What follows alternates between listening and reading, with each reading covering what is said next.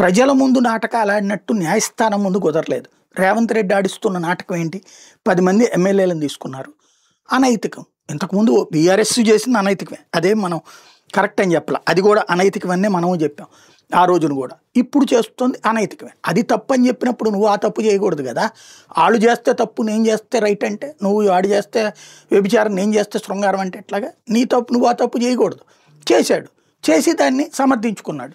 అది ఒక ఎత్తు. రెండవది వచ్చేటప్పటికి ఆ సీట్లకు సంబంధించిన దాంట్లో సుప్రీంకోర్టే ఆదేశించింది. ఆనాడు సుప్రీంకోర్టు దాకా వెళ్ళినా వీళ్ళ వల్ల కాలేదు. కాంగ్రెస్ గట్టిగా పోరాడలేకపోయింది, చేత కాలేదు. కానీ బీఆర్ఎస్ గట్టిగా పోరాడి సాధించింది. సుప్రీంకోర్టులో దీని మీద విచారణ దాకా స్పీకర్కి గడువు ఇచ్చారు. ఆ గడువు ముగిసిపోయినా సరే స్పీకర్ ఏమి డెసిషన్ తీసుకోకుండా ఇంకో 3 నెలల టైం కావాలి అంటే, అప్పుడే సుప్రీంకోర్టు క్రిందసారి చెప్పింది రోజువారీ విచారణ చేసేసి తేల్చండి అని. ఇప్పుడు క్లియర్గా అందులో వాళ్ళతో నాటకాలు ఆల్రెడీ ఆడిచ్చారు. అబ్బాయి మేము బీఆర్ఎస్లోనే ఉన్నాం, మేమంతా చాలా మంచోళ్ళం, మాకు అందరికీ పైన అంతా గులాబీ ఉంది, కాకపోతే ఈ మధ్యన బాగోదని కాస్త 3 రంగుల కండవా వేసుకున్నాం, అది కూడా రేవంత్తో సరదాగా చేసి తప్పించేం లేదు, మా నియోజకవర్గ ప్రయోజనాల కోసం అడగడానికి వెళ్ళని తప్పించేం లేదని ఒక నాటకాలు నడిపారు. అది అయిపోయింది. దాని ప్రకారం అర్హత వాళ్ళందరిది ఏం తప్పు లేదు, వాళ్ళందరూ బీఆర్ఎస్లోనే ఉన్నట్టు నేను గుర్తిస్తున్నాను, స్పీకర్ తీర్పిచ్చేస్తే అయిపోయా. అలా కాకుండా రోజు వీళ్ళ తరపున వాదన, వాళ్ళ తరపున వాదన అంటూ సాగతీత నాటకం ఆడిస్తున్నారు. సుప్రీంకోర్టును కూడా ఏమార్చడానికి సుప్రీంకోర్టుతో కూడా డ్రామాలు ఆడటం ప్రారంభించారు.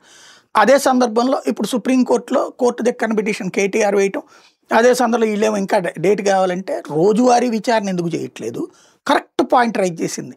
ఇప్పుడు మీరు 3 4 విచారించన్నారు, ఎందుకు యాక్షన్ తీసుకోలేదు వాళ్ళ మీద? అప్పుడు మేము నమ్మేవాళ్ళు మీరు చెప్పేటటువంటి డ్రాగన్. అంటే ఇప్పుడు మా 4 విచారణ పూర్తయింది, ఇంకా 4 చేస్తానంటే మొత్తం ఒకేసారి చేయమని ఎవడు చెప్పాడు నిన్ను?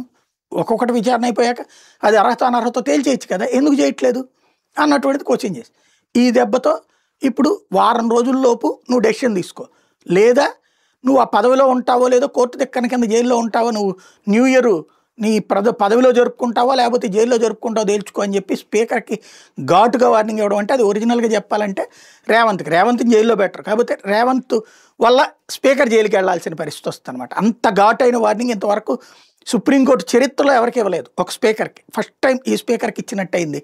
ఇప్పుడు మరి ఏం చేస్తారు అంటే, ఇప్పుడే తాజాగా అందుతున్న వార్త ఏంటంటే, ఏదైతే ఇప్పుడు మిగతా ఎమ్మెల్యేలకు అర్జెంటుగా నోటీసులు ఇచ్చారట, 6 రోజుల్లోపు తేల్చేద్దాం రమ్మనం అని చెప్పేసి.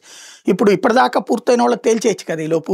అలా చేస్తే కాస్త కనీసం సుప్రీంకోర్టుకి సరిగ్గా చెప్పినట్టు అవుతుంది కదా. ఓవరాల్గా అయితే కడియం శ్రీహరి, దానం నాగేందర్లు వాళ్ళు క్లెయిమ్ చేసుకోవడానికి కూడా లేదు. ఎందుకంటే కడియం శ్రీహరి తన కూతుర్ని అక్కడ పోటీకి పెట్టడం జరిగింది. ఇటు పక్కన దానం నాగేందర్ వచ్చేటప్పటికి ఆల్రెడీ కాంగ్రెస్ ఎంపీగా కూడా పోటీ చేశాడు, కాబట్టి ఆయన నేను పార్టీ మారలేదని చెప్పి నాటకాలు ఆడడానికి కుదరదు. ఈ ఇద్దరిదైతే అనర్హత వేటు వేయాల్సిందే. కొంత కడియం శ్రీహరికి వెసులుబాటు ఉంటుంది, ఎందుకంటే ఆ అమ్మాయిది కానీ నాకు సంబంధం లేదు కదా, నేనున్నాను. కానీ ఆయన మొండిగానే ఉన్నారు, నేను కాంగ్రెస్తో ఉండటంలో తప్పేం లేదన్నట్టుంది. కాబట్టి ఆయన కూడా వీళ్ళిద్దరిది అనర్హత వేటు వేసి ఎలక్షన్కి వెళ్తారా ఆ 2 చోట్ల అన్నది ఇప్పుడు తేలాల్సి ఉంది. రేవంత్కు పెద్ద పరీక్ష అని చెప్పాలి.